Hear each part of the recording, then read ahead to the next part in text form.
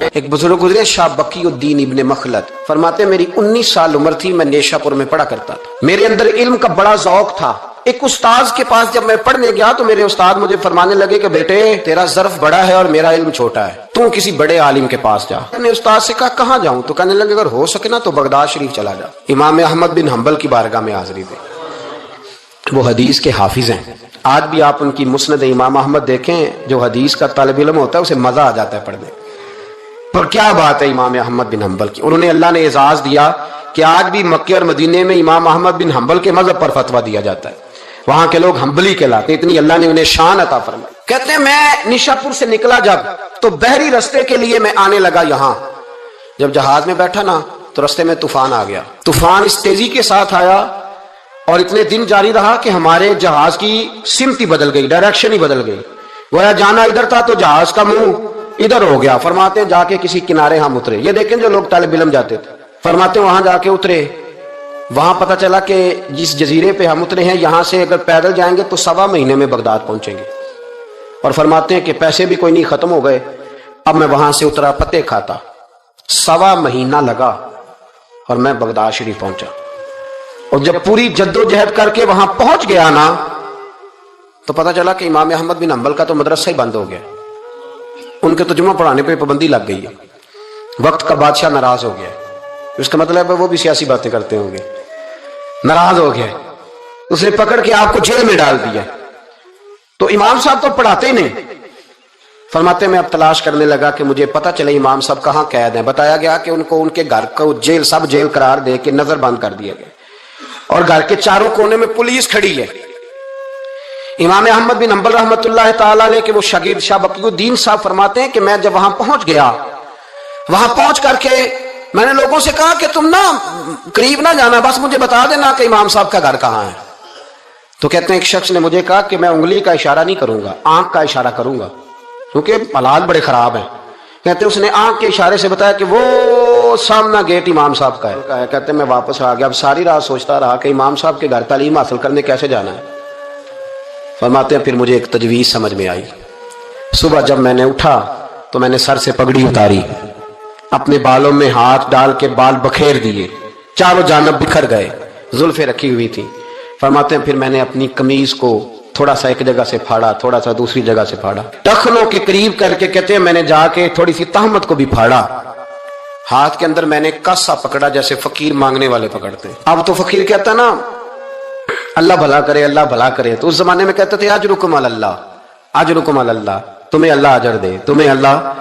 کہتے ہیں یہ وظیفہ میں نے اچھی طرح پکایا، نظریں میں نے جھکا لی، پھٹے پرانے کپڑے پہن کے نا تو بغداد کی گلیوں میں، بغداد کی گلیوں میں تیری تلاش میں پھرا میں جنگل، پہاڑ اور دشت میں۔ کہتے ہیں بغداد کی گلیوں میں کبھی ادھر کبھی ادھر، میں نہ وہ لیے نہ کاسا، میں گھوم رہا ہوں پھر رہا ہوں، تینوں لب دیا آپ گواچے۔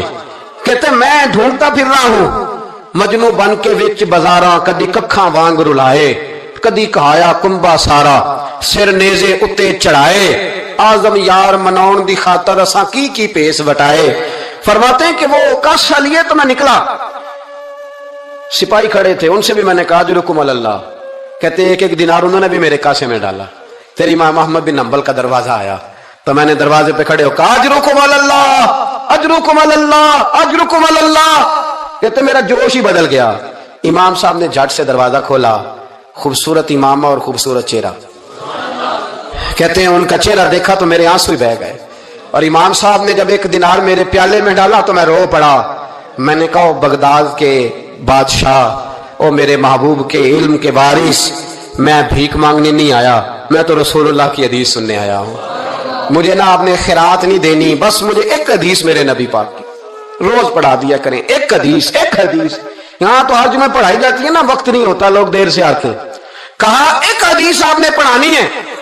شاہ بقیُالدین صاحب کہتے ہیں امام صاحب نے میرا چہرہ دیکھا تو خوشی سے کھل اٹھے، فرمانے لگے تو کیسے آئے گا؟ کہ حضور بھکاری بن کے میں خیرات مانگنے آؤں گا، یہ بھی تو خیرات ہی ہے نا، مصطفیٰ کریم کے نام کی خیرات مانگنا۔ حضور آپ نے ایک حدیث پڑھانی ہے، سنیں۔ شاہ بقیُالدین کہتے ہیں میں پورا سال بھکاری بن کے جاتا رہا، یہ جذبہ، یہ شوق، پورا سال بھیک مانگنے کی غرض۔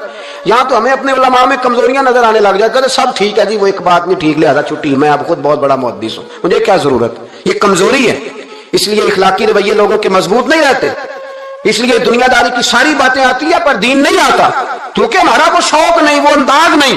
ہم کون بھکاری بننے کو تیار ہے؟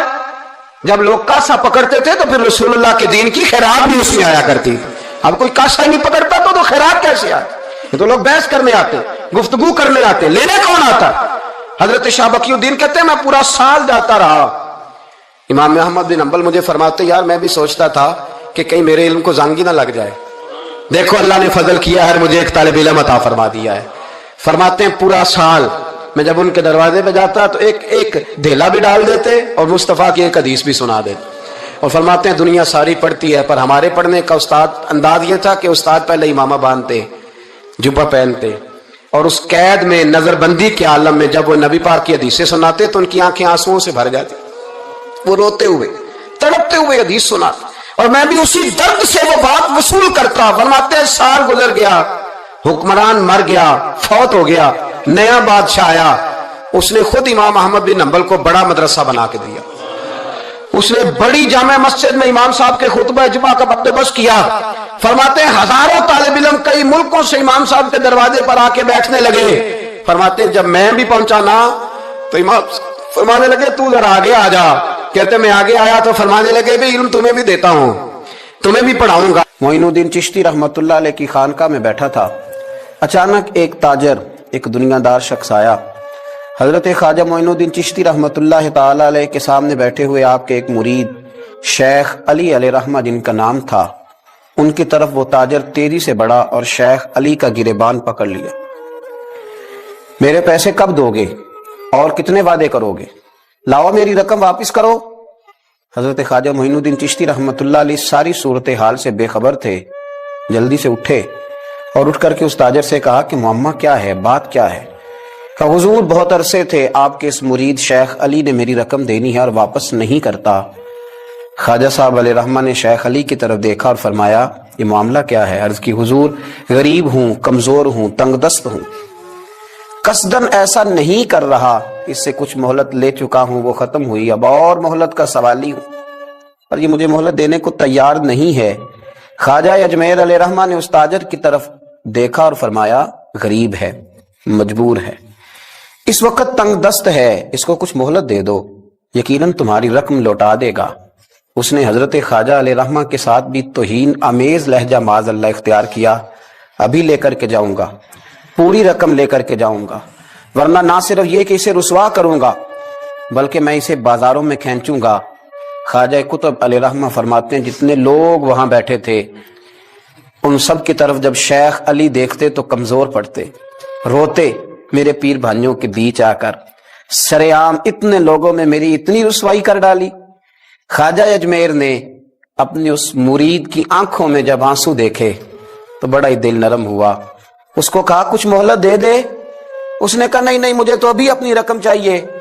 خواجہ صاحب رحمت اللہ علیہ نے زمین پر چادر بچھائی، چند سکے جیب سے کیا نکالے تھے کہ اللہ تبارک و تعالیٰ نے بھرے خزانوں سے دولت عطا فرمائی، یہ ہے تمہاری رقم، اٹھاؤ اور لے جاؤ۔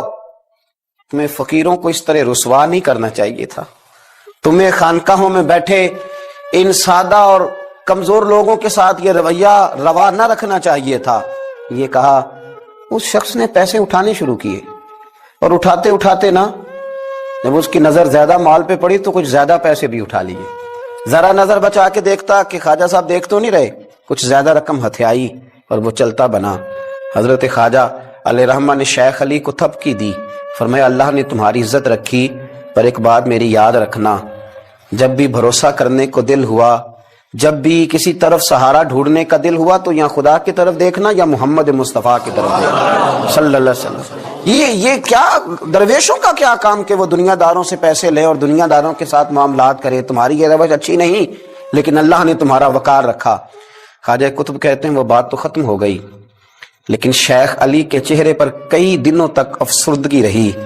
وہ ان سب لوگوں کو پلٹ پلٹ کے دیکھتے جن کے سامنے آ کے اس نے گریبان پکڑا تھا تو بیچاروں کی طبیعت بگڑتی، دل پہ افسوس ہوتا، اس کو ایسا نہ کرنا چاہیے تھا، میری غریبی کا یوں مذاق نہ اڑاتا۔ کہتے ہیں چند ہفتے گزرے تو اس تاجر کو ہم نے دوبارہ خواجہ صاحب کی خانقاہ میں داخل ہوتے دیکھا۔ لیکن اب کہ وہ بڑا ہی پریشان آیا، اب کہ وہ بڑا ہی افسردہ آیا، اب کہ وہ آیا تو ہانپتا کامتا تڑپتا آیا، چادر بڑی ساری اوڑھ رکھی ہے، آتے ہی حضرت خواجہ کی خدمت میں بیٹھا، تڑپ کے رونے لگا، کہنے لگا اجمیر کے بادشاہ بھول گیا تھا، معافی ہو سکتی ہے، غلطی ہو گئی تھی، درگزر کا سوالی بن کے آیا ہوں۔ عطائے رسول ہند الولی غریب نواز رحمت اللہ تعالی علیہ فرمانے لگے پہیلیاں نہ بجھا، جو بات ہے اس کو کھول کر کے بیان کر، فقیر تیری ہر بات سننے کو اور درگزر کرنے کو تیار ہے۔ اس نے اپنا ہاتھ چادر کی اوٹ سے نکالا تو کہنے لگا حضور خشک ہو گیا، اٹھتا ہی نہیں، حضور تکلیف میں ہوں، آزمائش میں ہوں۔ ہوا دراصل یہ تھا کہ میں نے نا وہ میں نے سکے اٹھاتے اٹھاتے نا آپ سے نظر بچا کے کچھ زیادہ اٹھا لیے تھے، تو آپ کی ناجائز دولت، میں نے آپ کی دولت کو ناجائز حاصل کر لیا تھا، تو حضور اس سبب سے میرا ہاتھ چھال ہو گیا، مجھے اتنے لینے چاہیے تھے جتنے میرے بنتے تھے، میں نے ناجائز پیسے لے لیے۔ خواجہ اجمیر فرمانے لگے دنیا دار ہے تو ابھی تک دنیا داری میں ہی اڑا ہوا ہے، تو دنیا دار ہے تو ابھی تک تیرا خیال سکوں میں، پیسوں میں، دھیلوں اور اشرفیوں میں اڑا ہوا ہے۔ فرمانے لگے مجھے پتا تھا تو زیادہ اٹھا رہا ہے، لیکن فقیر کے پاس جو خزانے ہیں وہ اس کے ذاتی نہیں، وہ رب کریم کے دیے ہوئے ہیں۔ اللہ کے خزانوں میں سے کوئی لے گیا تو لے گیا، لیکن تو یہ کیا سمجھتا ہے کہ زیادہ سکے اٹھانے کی وجہ سے تیرا ہاتھ چھال ہوا ہے؟ یہ اس لیے تیرا ہاتھ خشک ہو گیا ہے کہ تو نے ایک فقیر اور درویش کو بھرے مجمع کے اندر رسوا کر ڈالا تھا۔ تیرا زیادہ پیسے لینے کی وجہ سے ہاتھ کمزور نہیں پڑا، بلکہ وہ جو تو نے اس غریب کے گلے میں ہاتھ ڈالا تھا اور اسے رسوا کر ڈالا تھا، تو کیا سمجھتا ہے وہ لاوارث ہے؟ اگر وہ کمزور ہے، تنگ دست ہے، تو بندہ تو رب کریم کا ہی ہے نا۔ جو تاجر، سیٹھ، نواب اور ذمہ دار کا رب ہے، غریبوں کا بھی وہی رب ہے، ان مسکینوں کا بھی وہی رب ہے، ان کمزوروں کا بھی وہی رب ہے۔ کہنے لگا حضور معافی کا سوال ہی ہوں۔ فرمایا اٹھ کے جا اور بھرے مجمع میں جا کے ایک دفعہ اس درویش سے معافی مانگ، مجھے امید ہے عرش کا رب تیرے سارے گناہ معاف فرما دے گا۔ ایک دفعہ معافی مانگ لے، جا سوال کر لے۔ وہ شیخ علی کے سامنے آ کے کھڑا ہوا، وہ کہنے لگا اگر آپ معاف کر دیں تو میری تکلیف دور ہو جائے گی۔ شیخ علی کی آنکھوں میں چھم چھم آنسو برسے، کہنے لگا آپ نے معاف کیا کہ نہیں کیا؟ کہنے لگے یار تو تاجر ہے، تو ذمہ دار ہے، تیرے دل میں پتہ نہیں کیا تصور ہے، پر میں نے تو معاف کرنا ہی ہے، اس لیے کہ نہ میں تاجر ہوں، نہ میں ذمہ دار ہوں، نہ میں دنیا دار ہوں، میں تو غریب نواز کا ماننے والا ہوں۔ میری مجبوری ہے کہ جس شخص کا میں نوکر ہوں نا، اس نے سکھایا ہی معاف کرنا ہے، جس کے در دولت پہ میں رہتا ہوں انہوں نے درگزر کرنا سکھایا ہے۔ ادھر جب معافی ہوئی تو خواجہ اجمیر نے تھپکی بھی دی، دعا بھی فرمائی، رب کریم نے شفا عطا فرما دی۔ تو خواجہ اجمیر فرمانے لگے میاں جا تیری تندرستی ہوگی، چلا جا۔ کہنے لگا حضور اب کس نے جانا ہے، اب تو میں تیری دہلیز پہ جھاڑو دیا کروں گا۔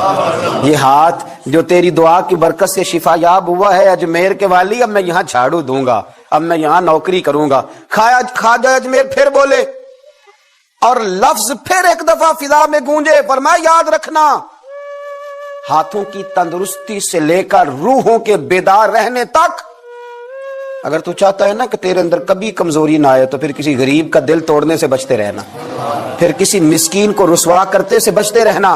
اگر اللہ دولت دے، اقتدار دے، کچھ لوگوں کو تیرا دست نگر بنائے، پھر ذرا احتیاط کرنا، لفظوں پہ ذرا تھوڑا سا محتاط ہو کے رہنا، پھر دیکھنا تیرے انداز سے، اطوار سے، طور طریقوں سے کسی کو تکلیف نہ پہنچ جائے۔ میرے بھائیوں، خواجہ خواجگان حضرت خواجہ اجمیر علیہ رحمہ کا جو درس ہے، اس درس کے اندر جو چیز سب سے زیادہ قیمتی ہے وہ چیز یہ ہے کہ کسی کا دل نہ ٹوٹنے پائے، کسی کو تکلیف نہ ہونے پائے۔ خواجہ اجمیر کے ماننے والے بھی اگر دلوں کے ٹوٹنے کا خیال رکھتے رہیں گے، دوسروں کے جذبات پر توجہ رکھتے رہیں گے تو انشاءاللہ خواجہ کا فیض نصیب ہوتا رہے گا۔ نبی پاک نے فرمایا سب سے بہترین مسلمان وہ ہے جو کھانا زیادہ کھلائے اور سلام پہلے لے، تو کھانا نہ کھلائے، حضور کے طریقے پہ عمل نہ کرے۔ کہتے ہیں جی کچھ باتیں غیر شرعی آ گئی ہیں، کچھ باتیں لہذا عرس بند کر دینے چاہیے۔ یونیورسٹیوں میں لڑکے اور لڑکیاں اکٹھے پڑھتے ہیں، شرعی ہے کہ غیر شرعی ہے؟ بول کے بتائے یار۔ تو یونیورسٹیاں بند کرانے کا فتویٰ کیوں نہیں دیتے مولانا صاحب؟ صرف عرس ہی بند کرانے ہیں، ہے نا غیر شرعی یونیورسٹیوں کی تعلیم، کیونکہ لڑکیاں اور لڑکے اکٹھے نہیں پڑھ سکتے، اس لیے کہ نبی پاک علیہ السلام نے فرمایا جہاں مرد عورت اکٹھے ہو وہاں تیسرا شیطان ہوتا ہے۔ تو آپ ہر جمعے میں تقریر کیوں نہیں کرتے یونیورسٹیوں کے خلاف؟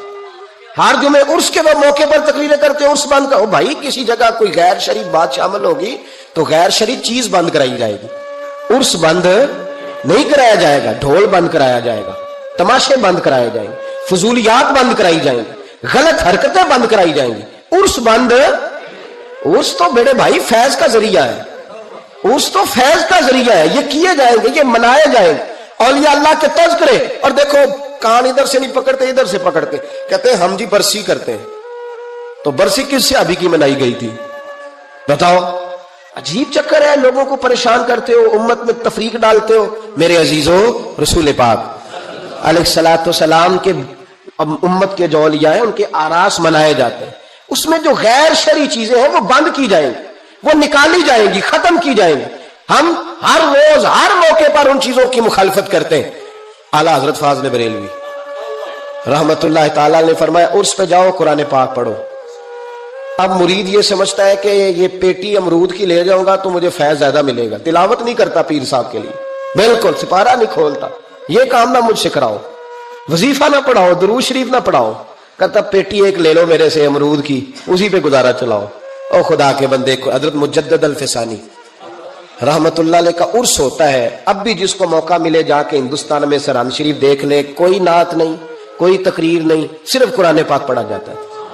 ان کے صاحبزادے کہتے ہیں میرے ابا جی کو قرآن پاک سے پیار ہی بڑا تھا، جو میرے والد کی قبر پہ آئے قرآن پاک پڑھے۔ بہت سارے مزاروں پہ ہم جاتے ہیں، میں جس علاقے کا سفر کرتا ہوں، میرے اساں فرمایا کرتے تھے وہاں کا ولی اس علاقے کا سربراہ ہوتا ہے، پہلے اسے سلوٹ کرو۔ میں جاتا ہوں جس علاقے میں جاتا ہوں اس علاقے کے ولی کے مزار پہ جاتا ہوں۔ میں چشتیاں گیا، مہار شریف خواجہ نور محمد مہاروی رحمت اللہ علیہ کے مزار پر میں نے حاضری دی۔ آپ یقین کریں کلیجہ پھولوں کی طرح ٹھنڈا ہو گیا۔ جو جہاں غلطیاں ہیں وہ تو لوگ روز بیان کرتے ہیں، پر جہاں اچھائیاں وہ بھی تو بیان کرنی چاہیے نا۔ خواجہ صاحب کے مزار کی چاروں جانب بیٹھ کے بچے قرآن پاک کی تلاوت کرتے ہیں اور سارا سارا دن قرآن پڑھا جاتا ہے۔ مدرسہ خواجہ صاحب نے زندگی میں قائم فرمایا میرا دل کرتا ہے میرے دائیں بائیں قرآن پاک پڑھا جائے۔ تو یہ بھی بات سناؤ نا، وہاں کی بھی تصویر چڑھاؤ، یہ بھی لوگوں کو بتاؤ کہ ایسے بھی دربار ہے جہاں سارا دن قرآن پڑھا جاتا ہے۔ یہ آپ کے پاکستان میں چشتیاں جا کے تجربہ کر لیں، لیکن لوگ اچھی باتیں بیان کرنے کو تیار ہے۔ وہ ایک ملنگ سجدہ کر رہا تھا تو میں نے کہا وہ جاہل ہے، وہ کرے سجدہ تو کرتا رہے، ہمارا اس سے کیا تعلق؟ علم کی بات کرو، کسی سمجھدار آدمی کی بات کرو۔ آپ ان پڑھ بندہ اٹھا کے لے آئیں گے اور دلیل بنائیں گے اس کو۔ میرے رسول پاک علیہ الصلوۃ والسلام کی امت کے اولیاء کے مزار پہ چادر چڑھائی جاتی ہے۔ بڑی ذمہ داری سے کہہ رہا ہوں، جس نے لڑائی کرنی ہو کوئی حرج نہیں، ہم پہلے بھی بڑا تیار رہتے ہیں باتیں سننے کے لیے۔ اعلیٰ حضرت سے پوچھا گیا قبر پر چادر چڑھانی جائز ہے؟ فرمایا صرف ایک، صرف فرمایا اگر بوسیدہ ہو جائے، پھٹ جائے یا کسی کا بدلنے کا ارادہ ہو، ہوتا ہے نا تبرکن، وہ اتار لیتے ہیں، نہیں پھر فرمایا 2 چادریں قبر پہ چڑھانا جائز۔ یہ میرے اعلیٰ حضرت کا فتویٰ ہے۔ فاضل بریلوی فرمایا کرتے تیرا بڑا دل کرتا ہے نا تو تو اس چادر کے عوض 2 جوڑے خرید کے کسی غریب کو دے اور اس کا ثواب صاحب مزار کو دے دے۔ کتنی چادریں؟ بولے۔ میں ایک جگہ پہ گیا تو اتنی قبر اونچی نہیں تھی جتنی چادریں تھی، تو میں نے ان سے کہا اتار دو، دلیل بھی دی، کوئی نہ ماننے لگے۔ اب ہر آدمی کا اپنا مزاج ہے نا سوچنے سمجھنے کا۔ وہاں ایک ملنگ بیٹھا تھا جو زیادہ ہی سادہ تھا، میں نے کہا اتار دے چادریں، بابا جی کو کون سی سردی لگ رہی ہے، اتنی چادریں ڈال دی، اتار دے۔ لیکن لوگ ماننے کو تیار نہیں ہوتے۔ ایک چادر چڑھائیں گے مزار پر، ہاں مزار پر پھول ڈالیں۔ میرے رسول پاک علیہ السلام گزر رہے تھے تو 2 قبروں کے پاس سے حضور کا خچر گزرا، خچر بدکا، حدیث بخاری ہے، خچر بدکا۔ سرکار اتر گئے، حضور نے فرمایا یہ خچر بلا کیوں بدکا ہے میرا؟ ان 2 قبروں پہ عذاب ہو رہا ہے، قبروں کے اندر عذاب ہو رہا تھا۔ جس خچر پر حضور بیٹھ گئے اسے بھی اللہ غیب کی نظر عطا فرما دیتا ہے، اسے بھی سمجھ آ گئی کہ اندر عذاب ہو گئے، خچر پر حضور بیٹھے۔ حضور صلی اللہ علیہ وسلم نے فرمایا 2 پر عذاب ہو رہا ہے، اور وجہ کیا ہے؟ ایک بندہ پیشاب کے چیٹوں سے نہیں بچتا تھا، دوسرا غیبت کرتا تھا، لہذا عذاب ہو رہا ہے۔ بچنا چاہیے نا ان دونوں چیزوں سے۔ میرے حبیب پاک نے فرمایا 2 ٹہنیاں توڑ کے لاؤ۔ 2 ٹہنیاں لائی گئی، حضور نے قبر پہ ڈال دی۔ فرمایا جب تک یہ خشک نہیں ہوگی قبروں کے عذاب میں تخفیف رہے گی۔ قبر پہ پھول ڈالے، پھول جب تک تر و تازہ رہیں گے عذاب میں تخفیف رہے گی۔ بات کی سمجھ آ گئی؟ اب تو لوگ کہتے ہیں دلیل دو جی، قبر پہ بیٹھ کے قرآن پڑھنا جائز ہے۔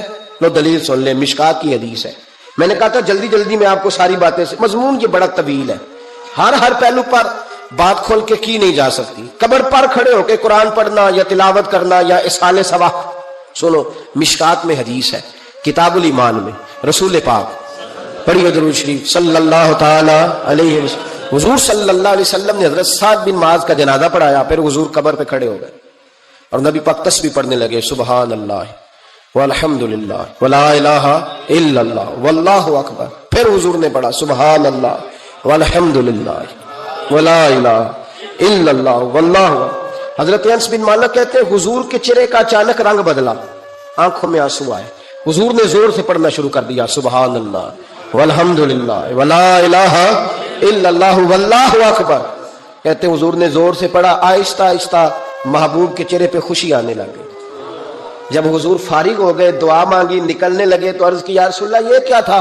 حضور فرمانے لگے تمہارے بھائی کی قبر تنگ ہو گئی، میں نے تسبیح پڑھی ہے تو اللہ نے اس کی قبر کو کشادہ کر دیا ہے۔ حضور فرماتے ہیں بہت لمبا تم نہ بھی نہ رونا، اگر مکھی کے یا مچھر کے پر کے برابر بھی تمہارے آنسو نکل گئے نا، میں اب اس سے زیادہ کیا آپ کی بارگاہ میں بات عرض کروں۔ حضور فرماتے ہیں ایک مکھی اور مچھر کے پر کے برابر بھی تیری آنکھ سے آنسو نکل آیا، شرط یہ ہے نکلے ریاکاری کے لیے نہیں، نکلے اللہ کی رضا کے لیے، اس کی خشیت میں نکلے۔ فرمایا اگر مکھی کے پر کے برابر بھی تو رو پڑا تو اللہ تعالیٰ تیرے لیے دوزخ سے آزادی لکھ دے گا۔ اور نبی پاک صلی اللہ تعالی علیہ وسلم نے بیان فرمایا ہے، حضور فرماتے جو اللہ کے خوف سے رو پڑے نا، جس طرح بھینس بکری گائے کے تھنوں سے نکلا ہوا دودھ دوبارہ تھنوں میں نہیں نہ جاتا، اسی طرح جو رب کی یاد میں رو پڑے وہ دوزخ میں نہیں جاتا۔ یہ مثال دیکھیں کیسی دی حضور نے سمجھانے کی۔ اگر کبھی رونا آئے اس کے لیے تنہائی کا انتخاب کریں، مجموع میں نہیں۔ ایک بندے کو حضرت عمر نے مجمع میں روتا دیکھا تو فرمایا یہ کام تو اکیلے میں کرتا، تیرے لیے برکت والا ہوتا، تیرے آنسو نکلے، تیرے رخساروں پہ بہیں۔ اور شیر خدا تو شیر ہے نا، حضرت مولا علی شیر خدا فرماتے ہیں اگر تیری آنکھوں سے کبھی آنسو نکلے نا اللہ کی یاد میں، حضور کی محبت میں، تو فرمایا ان آنسوؤں کو پوچھنا نا، ان کو چہرے سے صاف نہ کرنا، یہ تو آنسو اس قابل ہیں کہ تیرے رخساروں پہ رہیں، یہ تو روشنی ہے تیرے چہرے کی، ان کو پوچھنا نا۔ حضرت علی رضی اللہ تعالیٰ عنہ نصیحت کرتے ہیں انہیں رہنے دے، یہ آنسو بڑا قیمتی ہے، یہ نکلا تیری آنکھ سے ہے پر کسی کا ہو کے نکلا ہے، نکلا تیری آنکھ سے ہے پر کسی کے لیے نکلا، نکلا تیری آنکھ سے ہے پر اس نے تجھے بتایا ہے کہ تیرے وجود میں، تیری دھڑکنوں میں، تیرے جذبات میں کسی اور کا بھی حصہ ہے۔ یہ رب رسول کی رضا کے لیے چھلکا ہے۔ ایک بھی رونے والا ہو تو باقیوں کا کام بھی سنو نا، حدیث ہے بہقی شریف میں، حضرت حیثم بن مالک رضی اللہ تعالیٰ عنہ فرماتے ہیں نبی پاک علیہ السلام خطبہ دے رہے تھے، تقریر فرما رہے تھے، حضور کی باتیں دلوں کے میل کچیل اتارتی چلی جا رہی۔ فرماتے ایک شخص نبی پاک علیہ السلام کے سامنے بیٹھ کر حضور کی گفتگو سن رہے تھے، وہ رو پڑے، ساری گفتگو چھوڑ کے نبی پاک صلی اللہ تعالی علیہ وسلم کی توجہ اس شخص کی طرف ہو گئی۔ ہوا کیا ہے؟ وہ تقریر سنتے، بات سنتے بس رو پڑے۔ تو نبی پاک علیہ الصلوۃ والسلام فرمانے لگے آج اگر وہ سارے مومن بھی یہاں موجود ہوتے جن کے گناہ پہاڑوں کے برابر وزنی ہوتے تو اس ایک بندے کے رونے کی وجہ سے اللہ سب کی بخشش فرما دیتا۔ اور نبی پاک علیہ الصلوۃ والسلام فرمانے لگے یہ رویا ہے تو اس کے رونے پر فرشتے بھی روئے ہیں، اور فرشتے دعا کر رہے ہیں کہ اے اللہ یہ جو نہیں روتے نا ان کے حق میں ان کی سفارش قبول کر لے جو تیری بارگاہ میں روتے ہیں۔ توبہ رٹا لگانے کا نام تو نہیں نا، توبہ تو اللہ کو منانے کا نام ہے۔ ایک شخص اپنے گناہ چھوڑنے کا ارادہ ہی نہیں کر رہا اور وہ اپنی غلطی کو غلطی تسلیم ہی نہیں کر رہا اور اپنی غلطیوں سے وہ پیچھے ہٹنے کو دو قدم بھی تیار نہیں، تو توبہ کوئی رٹا لگانے کا نام تو نہیں۔ آپ توبہ طوطے کو رٹا دیں تو طوطا توبہ توبہ پکارتا رہے تو اس کو وہ چیز تو نہیں حاصل ہونے لگی۔ توبہ ایک بڑی خاص بات صوفیاء نے لکھی ہے، اگر آپ سمجھیں تو بڑا نفع دے گی۔ وہ کہتے ہیں جس طرح گھر چھوٹا بنانا ہو یا بڑا بنانا ہو، زمین تو درکار ہوتی ہے کہ نہیں؟ زمین ہوگی تو گھر بنے گا، چاہے وہ چھوٹی سی کٹیا بنے یا بہت بڑا محل بنے، زمین کا ہونا ضروری ہے۔ اسی طرح آپ نے نیک اعمال تھوڑے کرنے ہیں یا زیادہ کرنے ہیں، توبہ کا ہونا ضروری ہے۔ توبہ وہ زمین ہے جس کے اوپر آپ نیک اعمال تعمیر کریں گے۔ اگر توبہ نہیں ہے تو پھر کوئی بھی نیک عمل آپ کے پاس ہو ہی نہیں سکتا۔ آپ پچھلے گناہوں سے رجوع کریں اللہ کی طرف، آپ کہیں کہ میرے اندر یہ غلطی ہے، میں توبہ کرتا ہوں۔ ان العبد اذا اعترف، اعتراف جرم کریں، پھر اللہ کے حضور رجوع لائیں۔ ہمارا یہ حال ہے کہ ہم جتنی بھی توبہ کرتے ہیں، جس قدر بھی استغفار پڑھتے ہیں، اس کو ایک وظیفہ سمجھ کے پڑھ لیتے ہیں، بھئی یہ بھی اچھا ہے، برکت سے خالی نہیں۔ لیکن توبہ کا حقیقی مفہوم یہ ہے کہ انسان اپنا محاسبہ کرے، اپنی پچھلی ساری زندگی اپنی آنکھوں کے سامنے لائے۔ اگر وہ سمجھتا ہے کہ اس حال میں مر گیا تو میرے لیے مشکل ہوگا منہ دکھانا اللہ رسول کو، تو پھر وہ فوراً سے پہلے اپنے گناہوں سے رجوع کرے اور اللہ کے حضور توبہ کرے۔ یہ توبہ کا مفہوم ہے۔ میرے رسول پاک صلی اللہ تعالیٰ علیہ وسلم نے اپنی امت کو اس طرف خاص رغبت حضور نے اپنی امت کی کرائی۔ رب بڑا مہربان ہے، بڑا ہی کریم ہے۔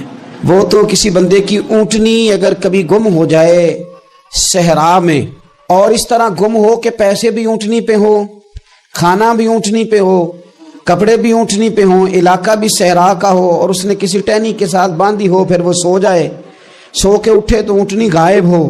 اب وہ اتنا پریشان ہو کہ آگے پیچھے دائیں بائیں دیکھا تو پتہ چلا کہ اونٹنی تو غائب ہو گئی، نہ کھانا ہے، نہ پیسے ہیں، نہ کپڑے، نہ سواری ہے، علاقہ صحرا کا ہے، پیدل جا بھی نہیں سکتا۔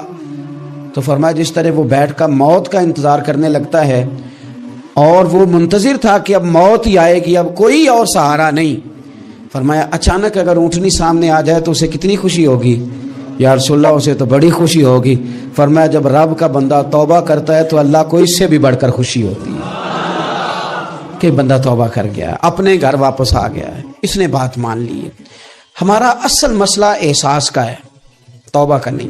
جب تک اپنی غلطیوں کا بندہ محاسبہ نہیں کرتا، جب تک احساس پیدا نہیں کرتا، وہ محسوس نہیں کرتا کہ میں غلط ہوں، مجھے ٹھیک ہونا چاہیے، تب تک توبہ کا ہے۔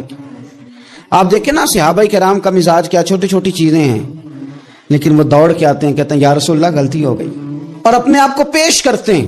ایک خاتون نے آ کے پیش نہیں کیا کہ یا رسول اللہ میرے پیٹ میں ناجائز بچہ ہے، مجھے پاک کر دیں، کوئی پکڑ کے نہیں لایا، کسی نے آ کے اسے گرفتار نہیں کیا، مقدمہ نہیں کرایا، پرچہ نہیں درج کرایا، 14 دن کے ریمانڈ کے بعد نہیں مانی، خود آئی اور آ کے کہا حضور میرے سے غلطی ہو گئی ہے، مجھے معاف کر دیں۔ تو رسول پاک صلی اللہ تعالیٰ علیہ وسلم نے بچے کی ولادت کے بعد اسے دوبارہ بلایا، کہا بعد میں آنا، وہ آئی، اسے سنسار کیا گیا۔ تو جب کسی شخص نے کہا نا کہ یہ تو بڑی نفس کے ہاتھوں گرفتار عورت تھی اور کتنا بڑا جرم کیا، تو پھر حضور نے پتہ کیا فرمایا؟ فرمایا چپ کر جاؤ، تم نے گناہ دیکھا ہے، تم نے اس کا احساس نہیں دیکھا۔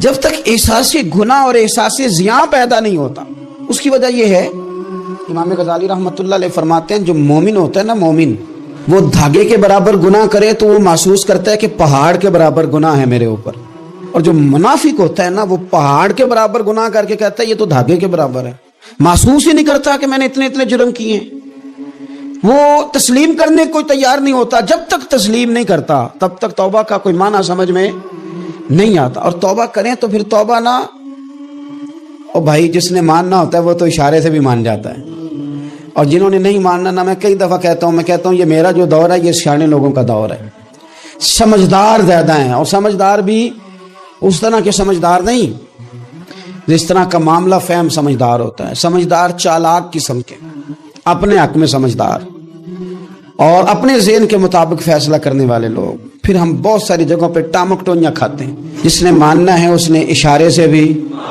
مان جانا ہے، اور جس نے نہیں ماننا اس نے کہنا مجھے 24 سال ہو گئے فلانی جگہ جمعہ پڑھتے اور میں ماننے کو تیار نہیں ہوا۔ نہیں نہ ماننا تو مجھے 20 سال ہو گئے فلانی جگہ جاتے آتے، بس نہیں ماننا تو پھر مزاج نہیں ہوتا۔ جس نے ماننا ہے، حضرت فضیل بن عیاض رحمۃ اللہ علیہ ڈاکو تھے، اور نیلے ڈاکو نہیں تھے، ڈاکوؤں کے سردار تھے۔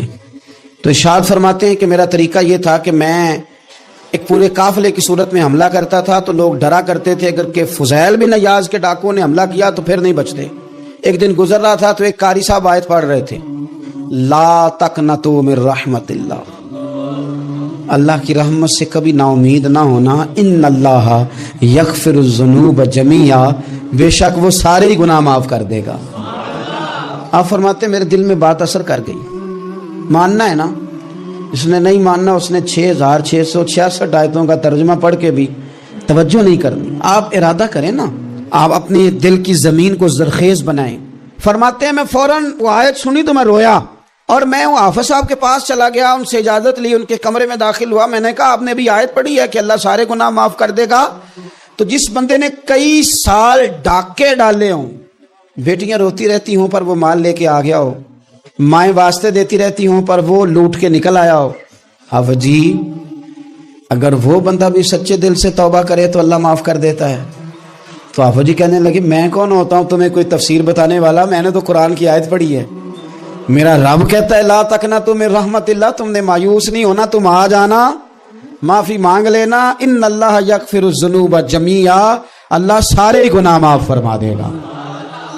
اللہ سارے گناہ, تو یہ تو اللہ فرما رہا ہے. فضیل بن عیاض کہتے ہیں میں نے کہا ختم ہو گئی بات, توبہ بھائی. واپس آیا تو وہ میرے ساتھ جو تھے نا, ان سے میں نے کہا سردار نیا تلاش کر لو بھائی.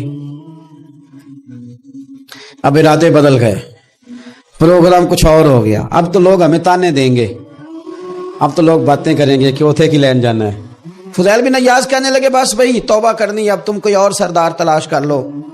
اور اوپر سے نہیں کہا, توبہ کی تقریریں نہیں کی, دوسروں کو میسج نہیں بھیجے, اور لیکچر نہیں جھاڑے, رو کے کہا, درد سے کہا, دل سے کہا. تو وہ جو باقی کے تھے نا, ان پر سردار کی بات کا اثر ہوا. کہنے لگے سردار ہم نے سردار نیا نہیں ڈھونڈنا, اگر چوریاں مل کے کی ہیں تو اب تو اس طرح تو نہ کر, توبہ بھی مل کے ہی کریں گے, اب اللہ بھی مل کے ہی کریں گے. اب بس تو اگر ادھر جائے گا تو ہم بھی تو جائیں گے نا. اللہ اکبر. فضیل بن عیاض کہتے ہیں ظاہر ہے مال لوٹا کرتے تھے. میں نے مسئلہ پوچھا علماء سے تو انہوں نے بتایا کہ یہ تو حقوق العباد کا مسئلہ ہے, جو لوٹا ہے وہ تو واپس کرنا ہی پڑے گا. اب میں نے وہ پیسے جمع کیے, اب سارے تو میرے پاس تھے نہیں,